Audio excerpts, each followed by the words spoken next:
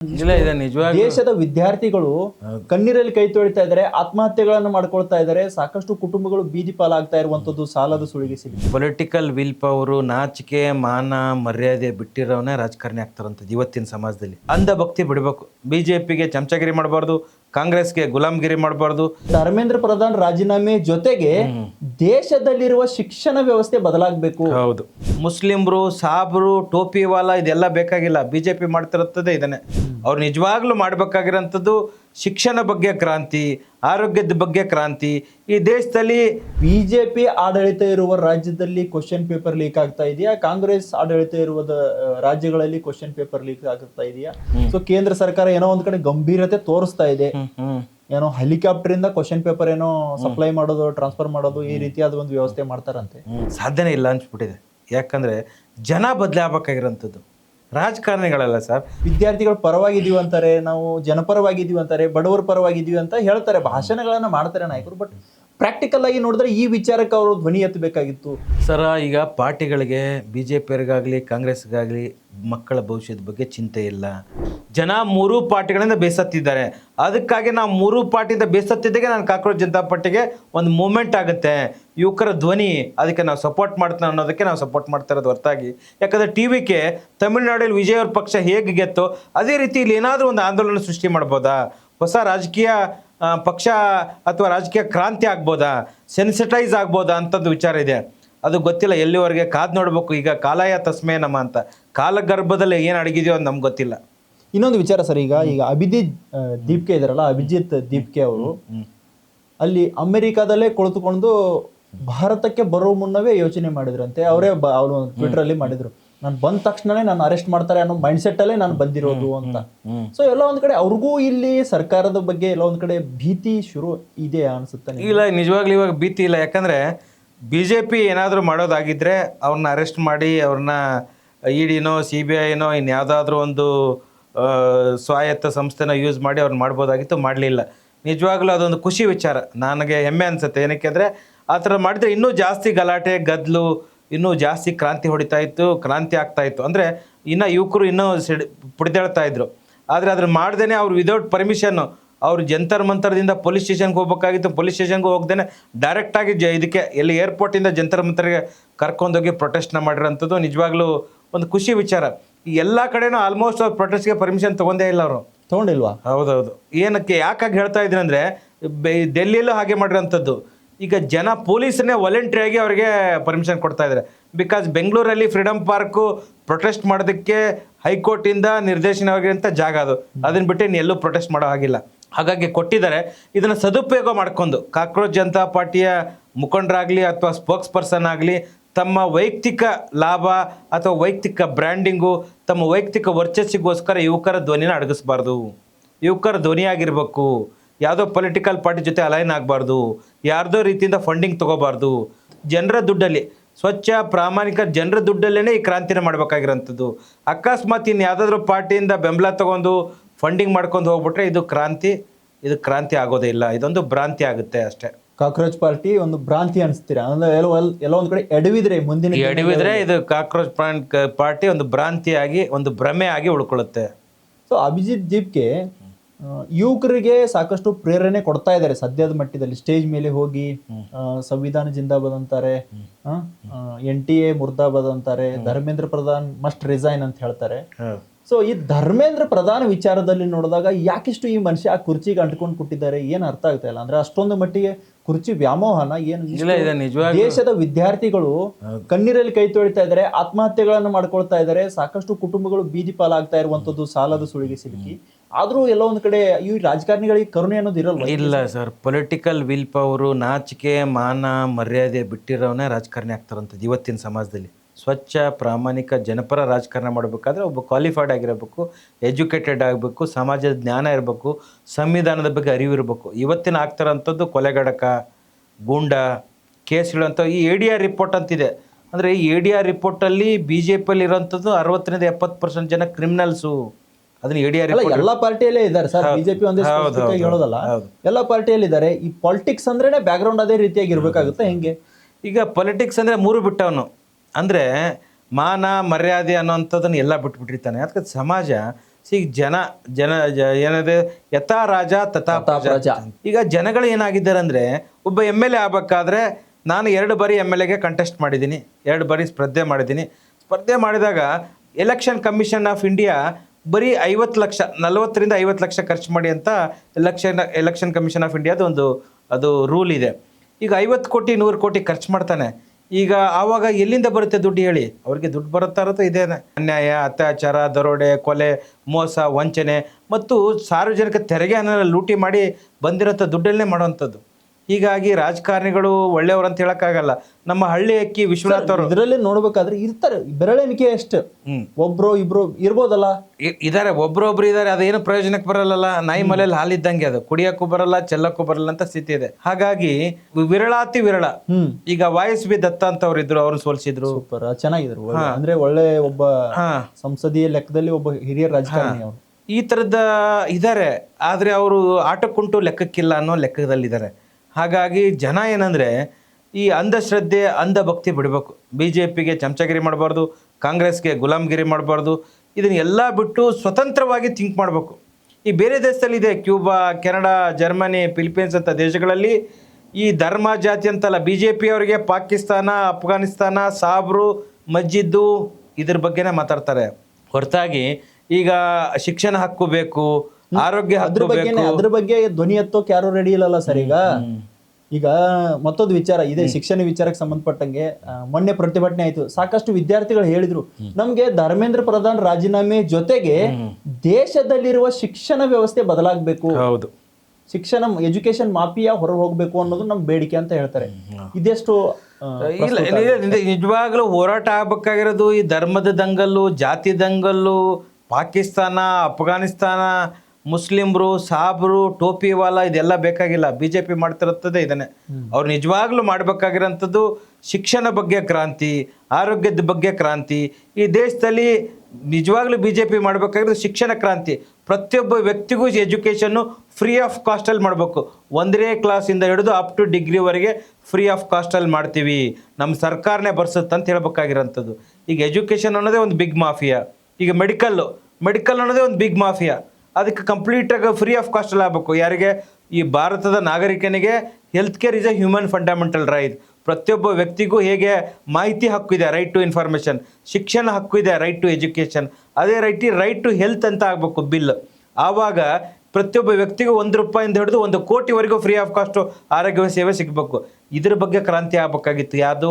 BJPನೂ ಇದ್ರ ಬಗ್ಗೆ ಮಾಡಬೇಕಾಗಿತ್ತು, ಕಾಂಗ್ರೆಸ್ ಇದ್ರ ಬಗ್ಗೆ ಮಾಡಬೇಕಾಗಿತ್ತು. BJP ಕಾಂಗ್ರೆಸ್ ಅವರು ಪೊಲಿಟಿಕ್ಸ್ ಮಾಡ್ತಾ ಇದ್ದಾರೆ. ಪೊಲಿಟಿಕ್ಸ್ ಅನ್ನೋದೇ ಒಂದು ಬಿಸ್ನೆಸ್ ಸರ್, ದಂಧೆ. ಅದು ದಂಧೆ, ಇನ್ನು ಬೇರೆ ಇನ್ನು ಇಲ್ವೇ ಇಲ್ಲ. ಯಾಕಂದರೆ 50 ಕೋಟಿ ಖರ್ಚು ಮಾಡ್ತಾನಲ್ಲ ಸರ್, ಅವ್ನಿಗಿರೋದೇ ಸಂಬಳ 2 ಲಕ್ಷ 2.5 ಲಕ್ಷ ಸಂಬಳ ಇದೆ. 50 ಕೋಟಿ ಖರ್ಚು ಮಾಡ್ತಾನೆ, ಸಂಬಳಕ್ಕೆ ಬರ್ತಾನೆ ಸರ್. ಎಲ್ಲಿಂದ ತೆಗಿಬೇಕು ಅವರು? ಇನ್ನೇನಿದೆ, ಈಗ ಶಾಲೆ ಮಾಡಬೇಕಾಗಿರುತ್ತೆ, ಶಾಲೆ ಮಾಡೋದಿಲ್ಲ. ಆಸ್ಪತ್ರೆ ಕಟ್ಟಬೇಕು, ಆಸ್ಪತ್ರೆ ಕಟ್ಟೋದಿಲ್ಲ. ಈಗ ನೋಡಿ, ಭಾಳಷ್ಟು ಜನ MLAಗಳು MP ಗಳ ಬಗ್ಗೆ ಹೇಳ್ತೀನಿ ನಾನು. 224 MLAಗಳಲ್ಲಿ ಈಗ ಬೆಳಗಾವಿ ತೊಗೊಂಡ್ಬಿಟ್ರೆ ಅಲ್ಲಿ ಸತೀಶ್ ಜಾರಕಿಹೊಳಿ, ಲಕ್ಕನ್ ಜಾರಕಿಹೊಳಿ, ಬಾಲ್ಚಂದ್ ಜಾರಕಿಹೊಳಿ, ರಮೇಶ್ ಜಾರಕಿಹೊಳಿ, ಬರೀ ಜಾರಕಿಹೊಳಿ ಕುಟುಂಬ ಅಲ್ಲಿ ಬೆಳಗಾಮಲ್ಲಿ. ಗೋಕಾಕು ಇಲ್ಲಿ ಇದರಲ್ಲಿ ಬಂದು ಅಲ್ಲೇ ರಮೇಶ್ ಕತ್ತಿ, ಉಮೇಶ್ ಕತ್ತಿ, ಈ ಥರದ್ದನ್ನು. ಮತ್ತು ಅಲ್ಲಿ ಲಕ್ಷ್ಮೀ ಹೆಬ್ಬಾಳ್ಕರು, ಅವರ ಮಗ, ಅವರ ಅಳಿಯ, ಅವ್ರ ತಮ್ಮ, ಇವರೇ ಆಗಿರೋಂಥದ್ದು. ಇಲ್ಲಿ ಬಂದರೆ ಮೈಸೂರು ಕಡೆ ಬಂದರೆ ಯತೀಂದ್ರ ಸಿದ್ದರಾಮಯ್ಯ, ಇಲ್ಲಿ DK ಶಿವಕುಮಾರು, ಅವ್ರ ತಮ್ಮ DK ಸುರೇಶು, ಈ ಥರದ್ದನ್ನು ಇದ್ದಾರೆ. ಈಗ ಯಡಿಯೂರಪ್ಪ, ವಿಜಯೇಂದ್ರ, ಅವನು ಇನ್ನೊಬ್ರು ಯಾರು MP ರಾಘವೇಂದ್ರ, ಈ ಥರದ್ದನ್ನೇ ಇದ್ದಾರೆ. ಅಂದರೆ 224 MLAಗಳಲ್ಲಿ ಬರೀ ಒಂದಿಷ್ಟು ಕುಟುಂಬಗಳಿಗೆ ಸೀಮಿತವಾಗಿದೆ ರಾಜಕಾರಣ. ಇಡೀ 6 ಕೋಟಿ ಜನಸಂಖ್ಯೆ ರಾಜಕಾರಣ ಒಂದಿಷ್ಟು ಕುಟುಂಬಗಳು. ಈಗ ಶಾಮನೂರು ಶಿವಶಂಕರಪ್ಪ ಅವರಿದ್ದರು, ಅವ್ರ ಮಗ ಮಲ್ಲಿಕಾರ್ಜುನ್ ಇದು ಕುಟುಂಬ, ಮತ್ತು ಅವರ ಮೊಮ್ಮಗ ಶಾಮನೂರ್ದ ಮಗ ಯಾರು ಇದ್ದಾರಲ್ಲ, ಮೊನ್ನೆ ದಾವಣಗೆರೆಯಲ್ಲಿ ಸಮರ್ಥ ಶಾಮನೂರು, ಅವ್ರ ಅಮ್ಮ ಪ್ರಭಾ ಮಲ್ಲಿಕಾರ್ಜುನ್ MP, ಅವ್ರ ಮನೇಲಿ ಒಬ್ಬ ಮಿನಿಸ್ಟ್ರು, ಮಗ MLA, ಮತ್ತು ಅವ್ರ ಅಮ್ಮ MP. ಈ ಥರದ ಕುಟುಂಬ ರಾಜಕಾರಣ ಮಾಡಿ ಇಡೀ ನಿಜವಾಗ್ಲೂ ಅಧ್ವಾನ ಮಾಡಿಬಿಟ್ಟಿದ್ದಾರೆ ರಾಜಕಾರಣ. ಜನ ಎಲ್ಲ ಏನು ಮಾಡ್ತಾಯಿದ್ರೆ, ಇಲ್ಲ ಸಾಹೇಬ್ರ ಮಕ್ಕಳು ಸಾಹೇಬ್ರಾಗಲಿ, ಒಬ್ಬರು MP ಪಾಟೀಲ್ ಹೇಳ್ತಾಯಿದ್ರು, ಇಲ್ಲ ರಾಜಕಾರಣಿ ಮಕ್ಕಳು ರಾಜಕಾರಣಿ ಯಾಕೆ ಆಗಬಾರ್ದು ಅಂತ. ಸರ್, ಈಗ ಇದೇ ರಾಜಕಾರಣಿ ಮಕ್ಕಳುಗಳು ಸಹ ಈ ರೀತಿಯಾದ ಘಟನೆಗಳು ನಡೀತಾ ಇರ್ತಾವಲ್ಲ, ಇದ್ರ ಬಗ್ಗೆನೂ ಧ್ವನಿ ಎತ್ತಬೇಕಲ್ಲ ಸರ್. ಈಗ ರಾಜಕಾರಣಿಗಳು, ಈಗ ನಾವು ಸಿಂಪಲ್ ಆಗಿ ನೋಡಿದ್ರೆ, ನೀವು ಹೇಳಿದ್ರಿ ಬರೀ ಬಿಜೆಪಿ ಅಂತೀರಿ. ಸೊ ಸೊ ಬಿಜೆಪಿ ಆಡಳಿತ ಇರುವ ರಾಜ್ಯದಲ್ಲಿ ಕ್ವಶನ್ ಪೇಪರ್ ಲೀಕ್ ಆಗ್ತಾ ಇದೆಯಾ, ಕಾಂಗ್ರೆಸ್ ಆಡಳಿತ ಇರುವ ರಾಜ್ಯಗಳಲ್ಲಿ ಕ್ವಶನ್ ಪೇಪರ್ ಲೀಕ್ ಆಗ್ತಾ ಇದೆಯಾ? ಇದ್ರ ಬಗ್ಗೆ ಏನ್ ಹೇಳ್ತೀರಿ ಸರ್? ಇಲ್ಲ, ಖಂಡಿತವಾಗ್ಲೂ ಕ್ವಶನ್ ಪೇಪರ್ ಲೀಕು ಜಾತಿ ಅಥವಾ ಪಾರ್ಟಿಗಲ್ಲ, ಖದೀಮ್ರೆ ಲೀಕ್ ಮಾಡ್ತಾರಂಥದ್ದು ಬರೀ ಲಂಚಕ್ಕೋಸ್ಕರ. ಈ ಯಾವುದಾದ್ರೂ BJP ಕಾಂಗ್ರೆಸ್ ಅನ್ನೋಂಥದ್ದು ಏನಿಲ್ಲ, ಬರೀ ದುಡ್ಡು ದಂಧೆಗೋಸ್ಕರ ಇರುವಂಥ ಎರಡು ಪಾರ್ಟಿಗಳು. ಅವ್ರು ಏನು ಮಾಡ್ತಾರೆ, ಈಗ 50 ಕೋಟಿ ಖರ್ಚು ಮಾಡ್ತಾನಲ್ಲ ಸರ್. ನಾನು ಎಲೆಕ್ಷನ್ ಕಮಿಷನ್ ಆಫ್ ಇಂಡಿಯಾದವ್ರಿಗೆ ನಾನು ಕಂಪ್ಲೇಂಟ್ ಕೊಟ್ಟೆ, 13 ಕಂಪ್ಲೇಂಟ್ ಮಾಡಿದ್ದೀನಿ. ಯಾರ ಮೇಲೆ?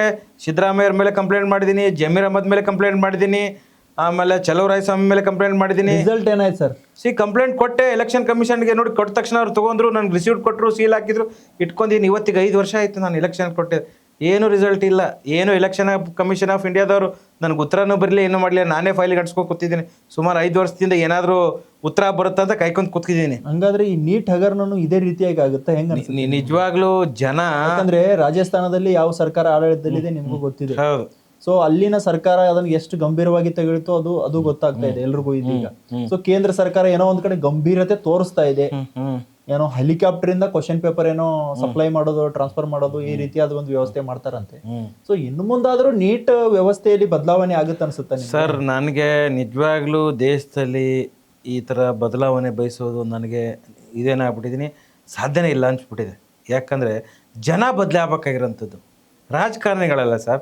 ರಾಜಕಾರಣಿಗಳು MLA ಅವನು ಎಲೆಕ್ಷನ್ ಫಸ್ಟ್ ಅಫಿಡೇವಿಟಲ್ಲಿ ಫಸ್ಟ್ ಟೈಮ್ ನಿಂತಾಗ 5 ಕೋಟಿ ಇರುತ್ತೆ, ಸೆಕೆಂಡ್ ಟೈಮ್ಗೆ 10 ಕೋಟಿ ಆಗುತ್ತೆ. ಇರುತ್ತೆ ಸರ್, ಅದೆಲ್ಲ ಇದ್ದೇ ಇರುತ್ತೆ. ಬಟ್ ಇಂಥ ವಿಚಾರಗಳಿಗೆ ನೋಡಿದಾಗ ಎಲ್ಲರೂ ಸ್ಟ್ಯಾಂಡ್ ಆಗ್ಬೇಕಲ್ಲ ಸರ್? ಇಲ್ಲ, ಎಲ್ಲರೂ ಸ್ಟ್ಯಾಂಡ್ ಆಗ್ಬೇಕು. ಜನ ಎಲ್ಲ ಬೇಸತ್ತು ಹೋಗ್ಬಿಟ್ಟಿದ್ದಾರೆ. ದಿನ ಅವ್ರ ಕೆಲಸ 9 ರಿಂದ 9 to 5 ಜಾಬ್ ಮಾಡಿ ಮನೆಗೆ ಬರೋದ್ರಾಗ ಸುಸ್ತಾಗೋಗುತ್ತೆ.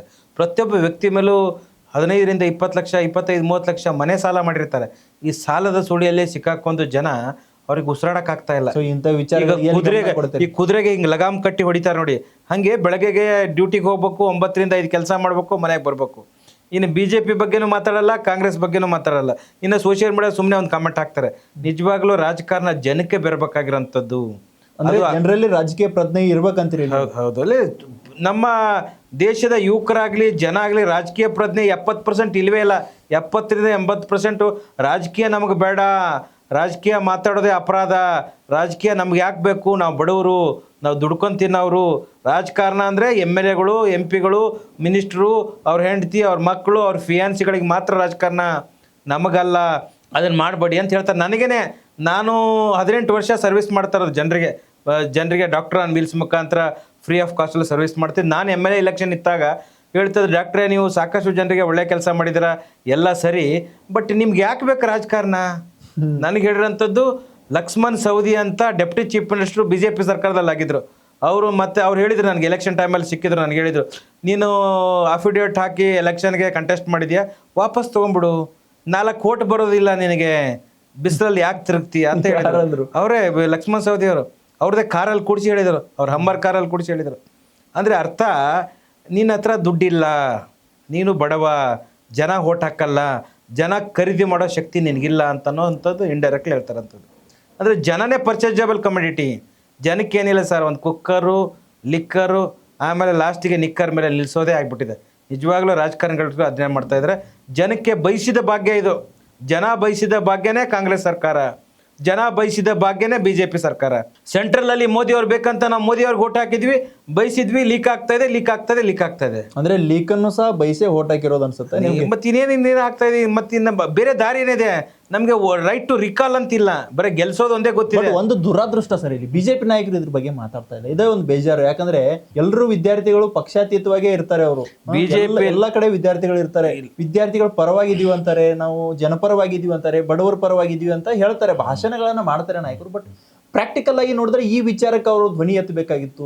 ಕಾಂಗ್ರೆಸ್ನವರು ಇನ್ನಷ್ಟು ಗಟ್ಟಿಯಾಗಿ ಧ್ವನಿ ಎತ್ತಬೇಕಾಗಿತ್ತು ಈ ವಿಚಾರಕ್ಕೆ. ಸರ, ಈಗ ಪಾರ್ಟಿಗಳಿಗೆ, BJPಯವರಿಗಾಗಲಿ ಕಾಂಗ್ರೆಸ್ಗಾಗಲಿ ಮಕ್ಕಳ ಭವಿಷ್ಯದ ಬಗ್ಗೆ ಚಿಂತೆ ಇಲ್ಲ.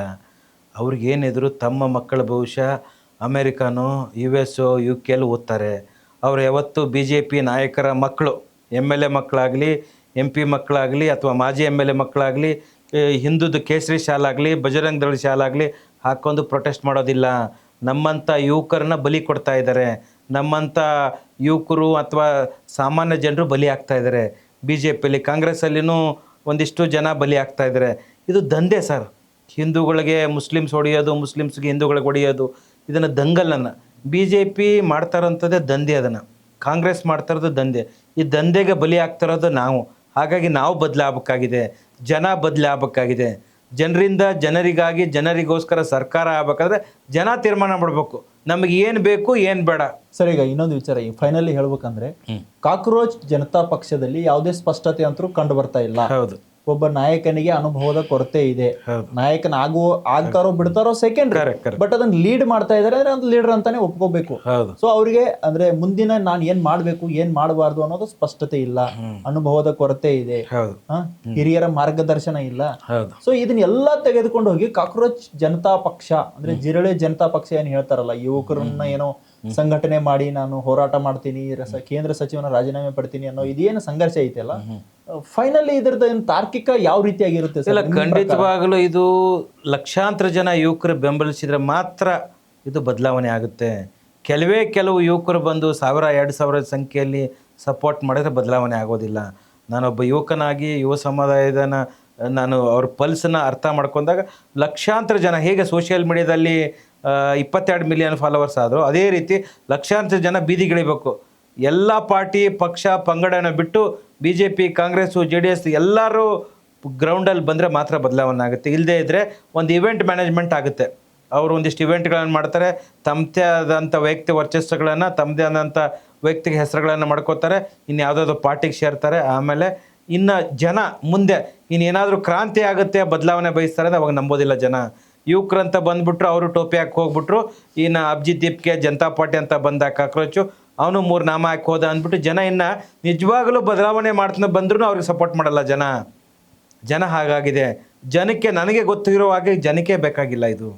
ನಿಜವಾಗಲೂ ಅಮೇರಿಕಾ ಬೇರೆ ಬೇರೆ ಕಂಟ್ರಿಗಳಲ್ಲಿ ನನ್ನ ಸ್ನೇಹಿತರಿದ್ದಾರೆ, ಅವ್ರು ಹೇಳ್ತಾ ಇರ್ತಾರೆ ಆ ದೇಶದಲ್ಲಿ ಶಿಕ್ಷಣ ಬಗ್ಗೆ, ಆರೋಗ್ಯದ ಬಗ್ಗೆ, ಜಾಬ್ ಬಗ್ಗೆ ಅದು ಹೋರಾಟಗಳಾಗುತ್ತೆ. ಇಲ್ಲಿ ಆಗೋದೇ ಇಲ್ಲ, ಜನಕ್ಕೆ ಬೇಕಾಗಿಲ್ಲ. ಜನ ಏನಾಗ್ಬಿಟ್ಟಿದ್ರೆ ಒಂಥರ ಹಿಪ್ನೋಟಿಸಮು ಕಲ್ಟ್ ಅಂತಾರೆ, ಬುದ್ಧಿನೇ ಭ್ರಮೆನೇ ಆಧಾರ ಥರ ಇದ್ದಾರೆ. ಜನಕ್ಕೆ ಹಿಂಗೆ ಅಂತಾನಲ್ಲ ಇವನು ಡಾಕ್ಟ್ರು ಅಂತ ಭಾಳ ಜನ ಕೇಳ್ತಾರೆ. ಜನನೇ ಸರಿ ಇಲ್ಲ. ನಿಜವಾಗ್ಲೂ ಜನ ಸರಿ ಇದೆ, ಇದು ಯಾಕೆ ಆಗಿರೋಂಥದ್ದು ಸರ್? ಜನ ಪ್ರಾಮಾಣಿಕವಾಗಿ ಸ್ವಚ್ಛ ಪ್ರಾಮಾಣಿಕ ಜನ ಬಂದ್ರೆ ಮತ್ತೆ ಅಲ್ಲಿ ಚುನಾವಣಾ ಒಂದು ಪ್ರಕ್ರಿಯೆ ಬರುತ್ತೆ. ಹೌದು, ಈಗ ಜನ ಬದಲಾವಣೆ ಬಯಸ್ತಾರೆ. ನೋಡಿ ಸರ್, ಅವ್ನು MLA ಸರಿ ಇಲ್ಲ ಸರ್, 50 ಅವನು ಅದು ಮಾಡ್ತಾ ಇಲ್ಲ ಇದು ಮಾಡ್ತಾ ಇಲ್ಲ, 50 ಕೋಟಿ ಖರ್ಚು ಮಾಡಿಸ್ತಾರೆ ಸರ್. ನಾಚಿಕೆ ಆಗಲ್ಲ ಸರ್ ನಮಗೆ? ನಾನೊಬ್ಬ ವೋಟರ್ ಆಗಿ ನನ್ನ ಕ್ಷೇತ್ರದ MLAಗೆ 50 ಕೋಟಿ ಖರ್ಚು ಮಾಡಿಸ್ತೀನಿ ನಾನು. ಆಯಿತು, ರಾಜಕಾರಣಿಗಳು ಸರಿ ಇಲ್ಲ, ಆಯಿತು ಸರ್, ನಾವು 50 ಕೋಟಿ ಖರ್ಚು ಮಾಡ್ತೀವಲ್ಲ ಸರ್, ಎಲ್ಲಿಂದ ತಂದ ದುಡ್ಡು ಅವನು? ಆ ದುಡ್ಡು ತಂದಿರೋವನಿಗೆ ನಾವು ಖರ್ಚು ಮಾಡಿಸಿ ಅವನನ್ನು ಹಾಳು ಮಾಡಿದ್ದ. ಗೆದ್ದವನೇನೋ ಮತ್ತೆ ರಿಕ್ವೈರಿ ಮಾಡ್ಕೊಂಡು ಸೋತವನ ಪರಿಸ್ಥಿತಿ ಏನೋ ಮುಗೀತು. 50 ಕೋಟಿ ಅವ್ನು ಸೂಸೈಡ್ ಮಾಡ್ಕೋಬೇಕಲ್ಲ, ಸತ್ತೋಗ್ಬೇಕು ಅವನು. ಈ ಥರ ಇದ್ದಾಗ ನಾವೇನು ಮಾಡ್ತೀವಿ? ಜನ ಎಲ್ಲ ಸರಿ ಇದ್ದಾರಂತಲ್ಲ ಸರ್, ಜನ ದುಷ್ಟರು ನೀಚರು ಇರೋದಕ್ಕೇ ಆಗ್ತಾರಂಥದ್ದು. ಜನ ಏನು ಮಾಡ್ತಾರೆ, 2,000 ಸರ್, ನಾನು ನಿಂತಾಗ 2,000 ದುಡ್ಡನ್ನು ಕೇಳ್ತಾ ಇದ್ದು ನನ್ನನ್ನೇ ಕೇಳಿದ್ದಾರೆ. ನಾನು ಭಾಷಣ ಮಾಡಿ ಬರೋದು ಸ್ವಚ್ಛ ಪ್ರಾಮಾಣಿಕ ಜನಪರ ರಾಜಕಾರಣಕ್ಕೆ ಬೆಂಬಲಿಸಿ ಅಂತ ಅಂದಾಗ ನಾನು ಇಳಿದು ಕಾರಲ್ಲಿ ಹತ್ರ ಬಂದರೆ ಸರ್ ಸುನಿಲ್ ಸರ್ ಏನಾದರೂ ಕೊಡಿ ಅಂತ ಹಿಂಗೆ ಮಾಡೋದು. ಅಟ್ಲೀಸ್ಟು ಚಾ ಪಾನಿಗರೆ ಕೊಡಿ ಸರ್ ಅಂತ, ಎಣ್ಣೆ ಹೊಡೆದ್ಬಾರ್ದು, ಎಣ್ಣೆ ಆದರೂ ಇದ್ದರೆ ಕೊಡಿ ಸರ್ ಅಂತ, ಈ ಥರದ್ದನ್ನ ಮಾಡ್ತಾರೆ ಜನ. ಜನ ಹಾಗಾಗಿರೋದಕ್ಕೆ ಹಾಗಾಗ್ತಾ ಇರೋದು. ವಾಸ್ತವನ ಮರ್ತಿದ್ದಾರೆ ಜನ. ನಿಜವಾಗ್ಲೂ ಇದು ಆಗ್ತಾರಂಥದ್ದು ಸರ್. ಜನಕ್ಕೆ ಯಾವತ್ತು ಅವ್ರ ಮನೇಲಿ ತಿನ್ನೋ ಅನ್ನಕ್ಕೆ ತಟ್ಟೆಗೆ ಒದೆವರೆಗೂ ಬುದ್ಧಿ ಬರಲ್ಲ. ಅಲ್ಲಿವರೆಗೂ ಇಲ್ಲ, ಅವ್ರ ಮನೆ ಪಕ್ಕದ ಮನೆದು ಓದಿದಾರೆ, ನನ್ನ ಮನೆಗೆ ಬಂದು ಓದಿಲ್ಲ ಅನ್ನೋಂಥ ಮನಸ್ಸಿದೆ. ಇದರಿಂದ ಬದಲಾಗಬೇಕಾಗಿದೆ. ನಿಜವಾಗ್ಲೂ ಖಂಡಿತ ಬದಲಾವಣೆ ಆಗುತ್ತೆ. ಇನ್ನು ಎಷ್ಟು ಅಧ್ವಾನಗಳಾಗ್ತಾವ ಆಗಲಿ, ಒಂದು ಪಾಪದ ಕೂಡ ತುಂಬಬೇಕಾಗಿದೆ. ಅದು ತುಂಬಿದ ಮೇಲೆ ಖಂಡಿತ ಬದಲಾವಣೆ ಆಗುತ್ತೆ. Thank you sir. ಇಷ್ಟೊತ್ತು ನಮ್ಮ ಜೊತೆ ಟೈಮ್ ಕೊಟ್ಟು ಕಾಕ್ರೋಚ್ ಜನತಾ ಪಕ್ಷದ ಬಗ್ಗೆ ಸಾಕಷ್ಟು ವಿಚಾರಗಳನ್ನು ಹಂಚಿಕೊಂಡ್ರಿ. ಜೊತೆಗೆ ಮುಂದಿನ ನಡೆ ಕುರಿತು ಸಾಕಷ್ಟು ಚರ್ಚೆಗಳನ್ನು ಮಾಡಿದ್ರಿ, ಒಳ್ಳೆ ಅಭಿಪ್ರಾಯಗಳನ್ನು ವ್ಯಕ್ತಪಡಿಸಿದ್ರಿ. ಧನ್ಯವಾದಗಳು ನಿಮಗೆ ನಮ್ಮ ಜೊತೆ ಇಷ್ಟೊತ್ತು ಭಾಗಿಯಾಗಿ ವಿಚಾರವನ್ನು ಹಂಚಿಕೊಂಡಿದ್ದಕ್ಕಾಗಿ. ನೋಡಿದ್ರಲ್ಲ ವೀಕ್ಷಕರೇ, ಒಂದು ಚಳುವಳಿ ನಡೀತಾ ಇದೆ. ಚಳುವಳಿ ಯಾವ ಹಂತಕ್ಕೆ ಹೋಗಿ ತಲುಪುತ್ತೆ ಅನ್ನೋದು ಸಹ ಇದುವರೆಗೆ ಯಾವುದೇ ಸ್ಪಷ್ಟತೆ ಇಲ್ಲ. ಯಾವ ನಾಯಕ ಈ ಚಳುವಳಿಯ ಮುಂದಾಳತ್ವವನ್ನು ವಹಿಸಿಕೊಂಡಿದ್ದಾರೆ ಅವ್ರಿಗೂ ಸಹ ಮುಂದಿನ ಗುರಿಯ ಬಗ್ಗೆ ಅಷ್ಟೊಂದು ನಿಖರವಾದ ಮಾಹಿತಿಯೂ ಸದ್ಯ ಗೊತ್ತಾಗ್ತಾ ಇಲ್ಲ ಅನ್ನೋದು ಈ ಡಾಕ್ಟರ್ ಹೇಳ್ತಾ ಇರುವಂಥದ್ದು. ನಿಜಕ್ಕೂ ಈ ವಿಚಾರವನ್ನು ನೋಡಿದಾಗ, ನೀಟ್ ಹಗರಣ ಅಂದ್ರೆ ಪ್ರಶ್ನೆ ಪತ್ರಿಕೆ ಸೋರಿಕೆ ಹಗರಣದ ವಿಚಾರವನ್ನು ನೋಡಿದಾಗ ಈಗಾಗಲೇ ದೇಶದ ಸಾಕಷ್ಟು ಲಕ್ಷಾಂತರ ವಿದ್ಯಾರ್ಥಿಗಳು ಕಣ್ಣೀರಲ್ಲಿ ಕೈ ತೊಳಿತಾ ಇದ್ದಾರೆ, ಸಾಕಷ್ಟು ಆತಂಕದಲ್ಲಿದ್ದಾರೆ, ಆತ್ಮಹತ್ಯೆಗಳು ನಡೀತಾ ಇರುವಂಥದ್ದು. ಆದರೆ ಕೇಂದ್ರ ಸರ್ಕಾರ ಈ ವಿಚಾರವನ್ನು ಸಾಕಷ್ಟು ಗಂಭೀರವಾಗಿ ಪರಿಗಣಿಸಬೇಕಾಗಿತ್ತು ಅನ್ನೋ ವಿಚಾರವೂ ಸಹ ಚರ್ಚೆ ಆಗ್ತಾ ಇರುವಂಥದ್ದು. ಸಾಕಷ್ಟು ಒತ್ತಡಗಳು ಕೇಳಿ ಬರ್ತಾ ಇರುವಂಥದ್ದು. ಕೇಂದ್ರ ಶಿಕ್ಷಣ ಸಚಿವ ಧರ್ಮೇಂದ್ರ ಪ್ರಧಾನ್ ರಾಜೀನಾಮೆ ನೀಡಬೇಕು ಅನ್ನೋ ನಿಟ್ಟಿನಲ್ಲಿ ಈಗಾಗಲೇ ಪ್ರತಿಭಟನೆಗಳು ಸಹ ನಡೀತಾ ಇರುವಂತದ್ದು. ಅದಕ್ಕೆ ಅಂತಿಮ ಗಡುವನ್ನು ಸಹ ನೀಡಿದ್ದಾರೆ ಕೇಂದ್ರ ಸಚಿವ ಧರ್ಮೇಂದ್ರ ಪ್ರಧಾನ್ ರಾಜೀನಾಮೆಗಾಗಿ.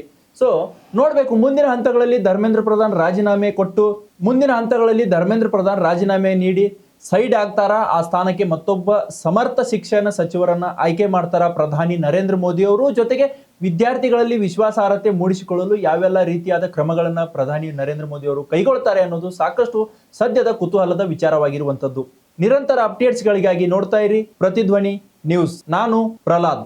ಹೆಚ್ಚಿನ ವಿಡಿಯೋಗಳಿಗೆ ಪ್ರತಿಧ್ವನಿ ಯೂಟ್ಯೂಬ್ ಚಾನೆಲ್ ಸಬ್ಸ್ಕ್ರೈಬ್ ಮಾಡಿ, ಬೆಲ್ ಐಕಾನ್ ಕ್ಲಿಕ್ ಮಾಡಿ.